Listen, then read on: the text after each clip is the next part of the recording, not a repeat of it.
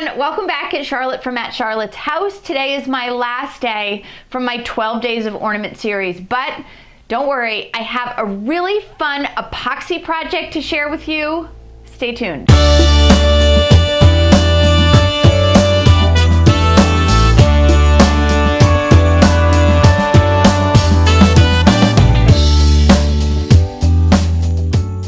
I'm a total novice when it comes to epoxy. I've used it in a couple different ways, but essentially I'm learning with every project that I do. These ornaments have a really fun, sort of clear, ethereal, stained glass look to them. I wanted to play around with some dye and come up with sort of a marbled effect. I wanted to share some of the things that I tried because I think you can get really, really fun effects and it's nothing to be intimidated by. So let's get started. I am working with MAS Epoxy on this project, and I am so grateful for not only their advice and their tips, but also that they gave me enough epoxy to sort of experiment and have fun with. So thanks guys for that. Epoxy is one material where you sort of do need to have all your materials and supplies ready to go. I'm working with their Art Pro. I love that it had about a 10 to 15 minute work time, so I was able to experiment quite a bit when I was doing some of my samples. A couple things that you want to think about when you are working with epoxy. One, you obviously need to have a work surface that is protected. Two, you want to make sure that you are working in sort of a warmer environment. You need to be working in a room that is about 70 degrees, even a little bit warmer. You're gonna need some cups for mixing. I am using a silicone mold. The ornaments have popped right out of this. I will include a link to that. I am also using this liquid epoxy dye. I am using rubbing alcohol to manipulate the pigment a little bit, something to stir your epoxy with, and then I'm using some skewers to help me manipulate it as well. All right, let's get started. You wanna work with gloves on whenever you're mixing epoxy. It is messy. I'm gonna mix a ratio of 1 part hardener to 1 part resin. I am using plastic cups, and I can tell by the markings on the cup that I have an equal part hardener to an equal part resin. What I'm gonna do now is I'm going to combine the two and I'm gonna stir them for 2 minutes. Hey Siri, set a timer for 2 minutes. Every batch of ornaments, I've tried a slightly different technique, and for this batch, what I'm gonna do is I'm gonna pour the untinted epoxy into my ornament molds, and then I'm gonna add the color directly to the epoxy and see what effect that gives. I'm pouring these maybe 1/4 of an inch thick. You're gonna notice that there are a ton of bubbles. Do not worry. I'm gonna show you how to get rid of those. And then what I'm gonna do is I am going to manipulate it with my skewer and see what kind of effect that gives. This is where I've had so much fun, you guys. I have just been sort of experimenting and getting to know the material. So this is a bright pink. I'm gonna do a little bit more ink than in the last one. I'm gonna come back over it with some rubbing alcohol, and this is gonna give it a really interesting effect. Can you see the color sort of spraying out a little bit?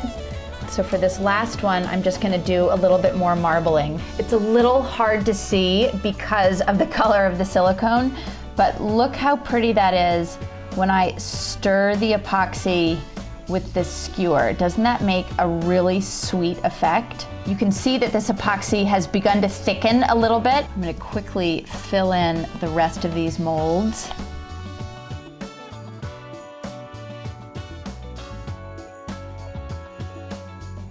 I wanna try to show you one more time what it looks like when I apply the rubbing alcohol. So I'm gonna quickly swirl this green and blue like I have with the others.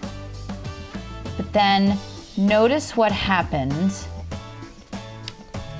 when I drop some rubbing alcohol in there. I want you to see how the colors respond to the rubbing alcohol.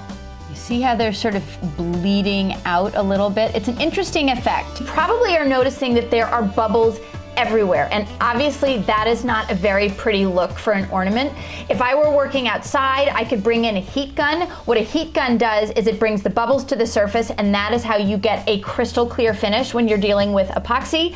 Because I am in my office, I can't blow a heat gun at this. So what I'm gonna do is I am gonna exhale onto the bubbles, and you are gonna see that they are gonna disappear like magic. So make sure your hair is out of the way, ladies, and let's do this.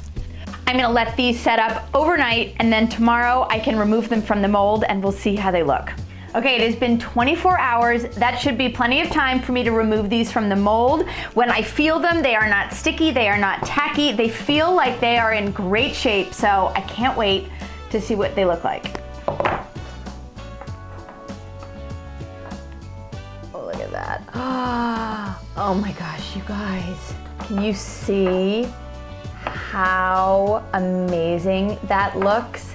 I love the way these turned out when I put the tint right into the epoxy directly.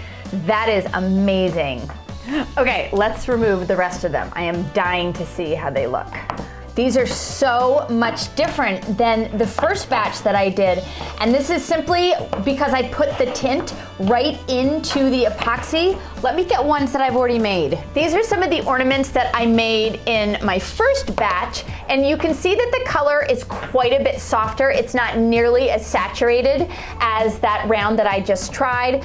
This one, I mixed the pigment into the epoxy before I combined them. So it has a little bit more of a watercolor look. You can see a little bit of the colors swirling together. You can also see how the rubbing alcohol affected it in the ones where I sprayed it with rubbing alcohol. It really has sort of a magical, almost tie-dye effect. So to turn your epoxy circle into an ornament, you are going to need a piece of scrap wood and a drill. You can drill through epoxy just the way you would wood. So I'm gonna drill a hole. And then just the way I string all my other ornaments, I am using a super thin piece of floral wire. I'm going to cut my ribbon. I put the floral wire through the end of the ribbon, and that becomes essentially a needle and thread. So I'm gonna stick that right through the hole I just drilled. And I'm gonna tie a knot and I'm done. What I did for some of them is I thought a little bow would be a nice touch. I used a hot glue gun to stick a little bow right there on the front. These ornaments have been such a fun excuse to play around with this epoxy. This is a really wonderful comparison as to how you can use the same epoxy, the same color, and get very different outcomes. I had so much fun playing around with MAS Epoxy for this last ornament in my 12 Days of Ornament series. I learned a little bit about dyeing epoxy. I learned a little bit about working with color within epoxy. This is my favorite sort of project. I have a really pretty end result and I learned a little something, so I hope you did too. If you missed any of my projects, you can go to my website, you can go to my playlist on YouTube. They are all there, linked and ready to be watched, so go check them all out. Again, thanks so much to MAS Epoxy for collaborating with me on this project. It is the perfect ornament to end my series on. Thanks so much for watching, you guys. Have a great day and happy holidays.